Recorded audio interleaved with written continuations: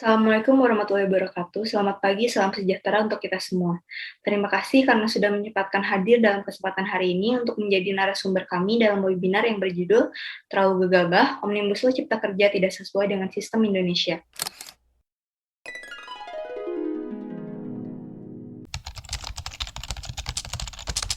Konsep terhadap Omnibus Law disampaikan oleh Presiden Joko Widodo pada masa di saat Indonesia mengalami pandemi COVID-19 yang membuat melemahnya sektor ekonomi, terlebih lagi berkaitan dengan investasi yang didapatkan oleh negara. Maka pemerintah memutuskan untuk menerapkannya konsep Omnibus Law terhadap pembentukan perundang-undangan di Indonesia. Hal tersebut menimbulkan berbagai pendapat kontra dari berbagai pihak, terlebih lagi oleh pakar hukum yang beranggapan bahwa konsep Omnibus Law ini tidak sesuai dengan sistem dan budaya dalam hukum Indonesia. Kemudian, dalam pembelaksanaannya, pembentukan Omnibus Law Cipta Kerja ini tidak memperhatikan dampak yang diberikan jika nantinya dilakukan pengesahan undang-undang ini terhadap undang-undang yang digunakan sebagai dasar pembentukan Omnibus Law Cipta Kerja. Tindakan tersebut dianggap terburu-buru yang membuat UU Cipta Kerja ini dalam penerapan konsepnya dibentuk dengan gegabah dan penuh kekosongan. Dalam kesempatan kali ini, saya ditemani oleh dua narasumber dari Fakultas Hukum Unpad. Yang pertama, Saudari Maureen. Apa kabar, Saudari Maureen? Selamat siang, kabar baik, Syalma. Alhamdulillah. Yang kedua, Josephine Natasha. Apa kabar, Saudari Josephine? Baik, puji Tuhan. Luar biasa. Selanjutnya, kita akan langsung membahas tuntas permasalahan yang telah dipaparkan sebelumnya dalam beberapa pertanyaan. Pertama, hadirnya undang-undang dengan konsep baru yaitu Omnibus Law merupakan fenomena baru dalam dunia hukum di Indonesia. Maka dari itu, pada narasumber mungkin dapat memberikan paparannya tentang apa sih Omnibus Law itu.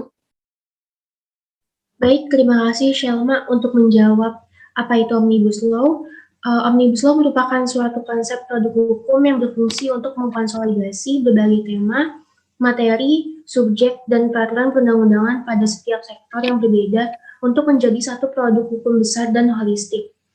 Perlu diketahui bahwa teknik Omnibus Law ini umumnya digunakan oleh negara yang sistem hukumnya common law, sehingga tentu saja penerapan Omnibus Law menjadi sebuah konsep yang baru dilakukan dalam pembentukan perundang-undangan di Indonesia.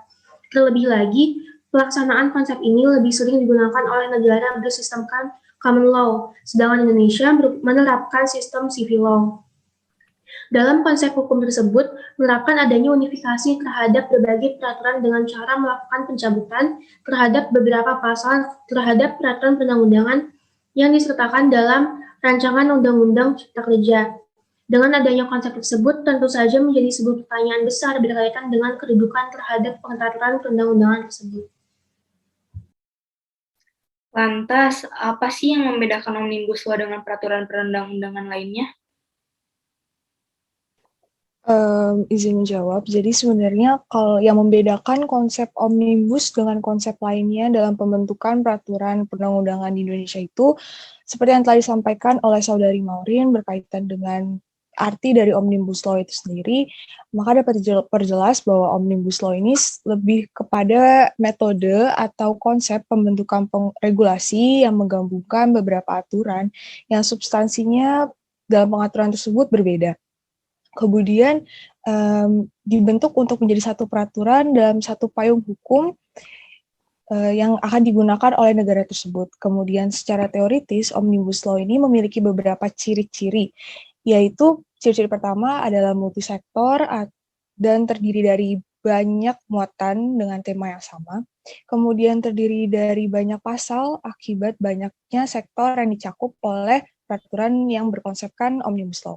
Kemudian terdiri atas banyak peraturan perundang-undangan yang dikumpulkan dalam satu peraturan perundang-undangan baru. Kemudian bersifat mandiri atau berdiri sendiri dan tanpa terikat atau minimum terikat dengan peraturan lainnya.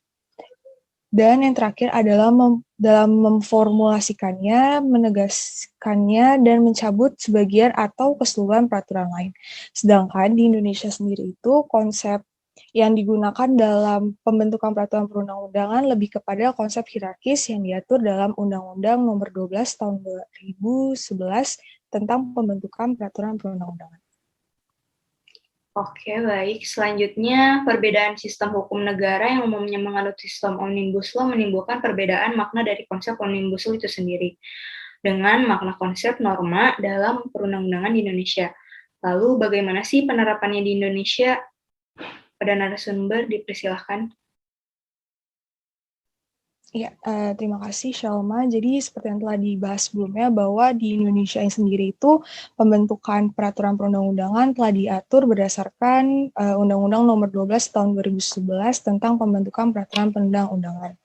Kemudian jika ditarik dalam konteks Indonesia atau sistem hukum di Indonesia adalah bahwa pada nyatanya Omnibus Law ini menjadi sebuah problematika karena sangat sulit untuk dilakukan penyusunan, kemudian membatasi kesempatan untuk mendebat atau mengawasi hasil dari peraturan tersebut, kemudian menyulitkan proses konsultasi, serta pelaksanaannya juga semakin sulit dan semakin menambah kompleksitas dari sebuah hukum itu sendiri.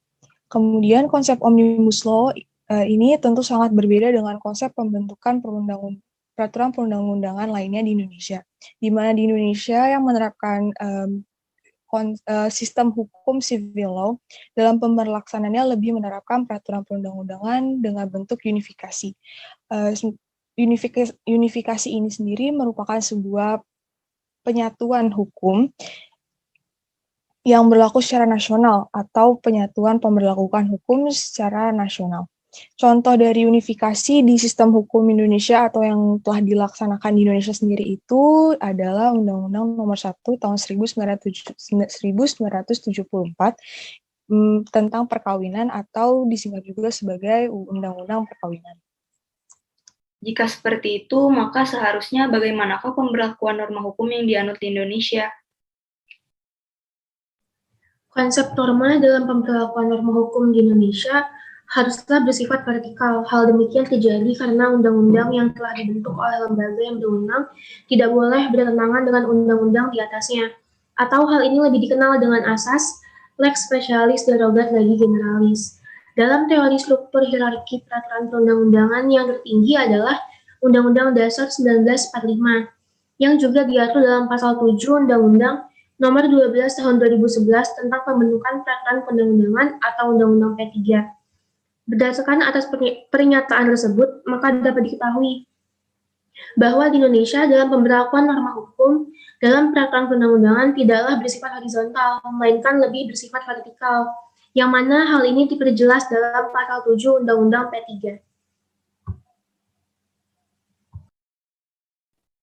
Kemudian, berdasarkan pasal 7 UU P3 tersebut, maka sebenarnya di mana sih letak Omnibus Law dalam sistem hukum Indonesia itu? Tujuan utama dengan dibentuknya peraturan dengan konsep Omnibus Law pada awalnya adalah untuk menggantikan peraturan-peraturan yang dianggap bermasalah atau dengan kata lain untuk mengisi kekosongan yang diakibatkan karena tidak efektifnya peraturan terkait. Dengan adanya tujuan yang telah saya paparkan tersebut, maka harus diketahui juga apakah norma hukum yang tertera dalam undang-undang dengan konsep Omnibus Law memang akan bersifat umum atau akan menerapkan secara khusus layaknya peraturan perundang-undangan pada umumnya. Kemudian untuk menjawab pertanyaan, di mana letak Omnibus Law dalam sistem hukum Indonesia, maka haruslah dilihat legitimasinya berdasarkan peraturan perundang-undangan yang berlaku di Indonesia. Ketika kembali dikaitkan dengan teori hierarki peraturan perundang-undangan yang tercantum dalam Undang-Undang Nomor 12 Tahun 2011 atau Undang-Undang P3, maka Omnibus Law tidak memiliki kedudukan atau legitimasi. Dengan demikian, maka secara teoritis, konsep Omnibus Law menjadi bertentangan dengan sistem hukum di Indonesia.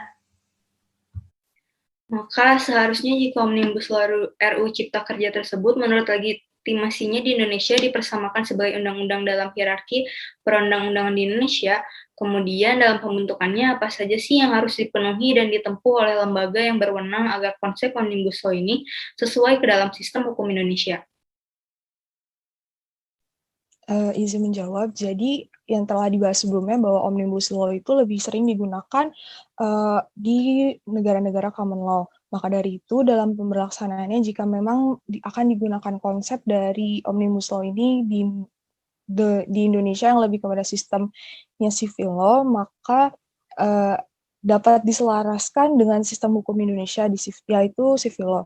Dalam pembentukannya harus berlandaskan kepada pasal 1 angka angka 1 dalam Undang-Undang Nomor 12 tahun 2019 junto Undang-Undang Nomor 15 tahun 2019 yang menjelaskan bahwa dalam pembentukan peraturan perundang-undangan harus mencakup beberapa tahapan, yaitu tahapan perencanaan, penyusunan, pembahasan, pengesahan, dan penetapan, serta pengundangan.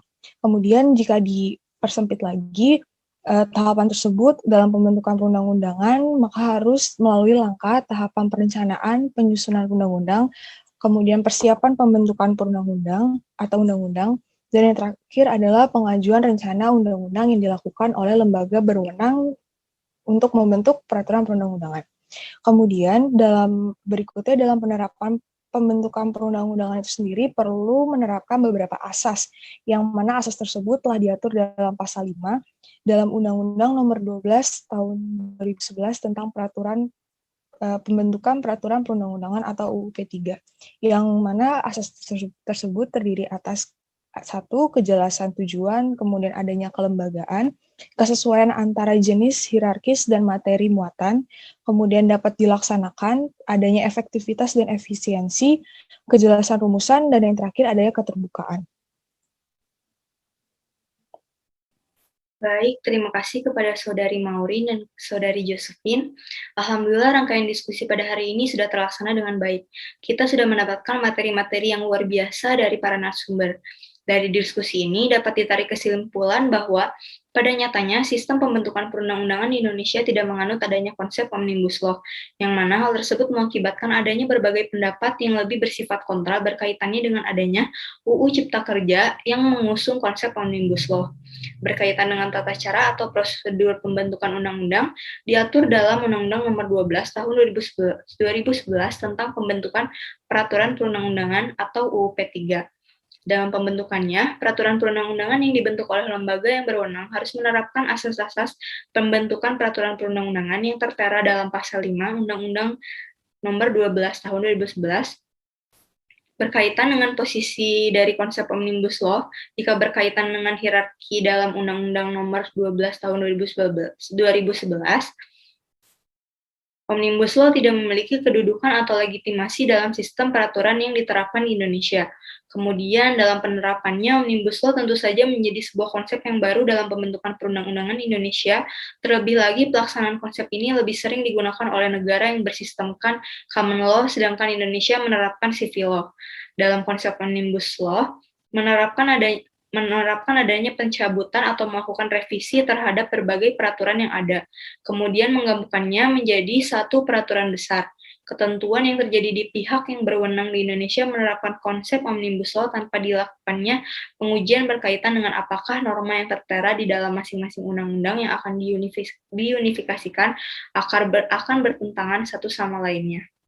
Terima kasih Maureen dan Josephine sebagai narasumber yang telah memberikan ilmu yang luar biasa terkait dengan Omnibus Law ini. Saya Selma selaku moderator, pamit undur diri. Wassalamualaikum warahmatullahi wabarakatuh.